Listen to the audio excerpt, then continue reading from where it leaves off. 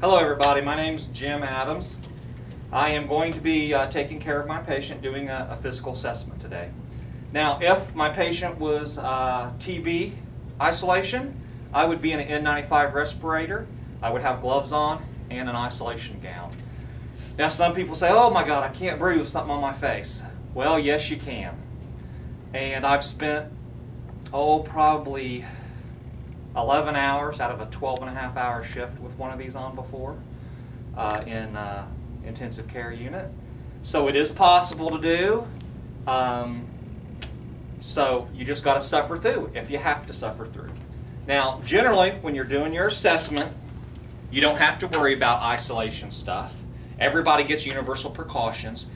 In MICU at the VA, anytime you go in a patient's room, you're supposed to put on gloves.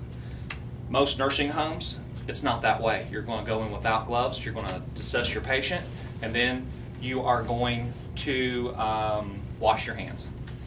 So, whenever we go into our patient's room, there are a few things you've always got to do or you'll get marked off on your check-off. First of all, I've got to check an order. Well, assessment's not anything you need a physician's order for.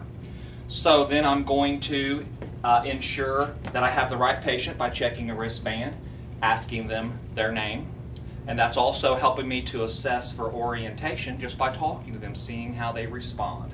I'm also going to ensure adequate lighting and provide for patient privacy. These are simple things that you can get marked off on. What happens is I can say one thing to you. You make one mistake, I can correct it. Second mistake, you fail the checkoff.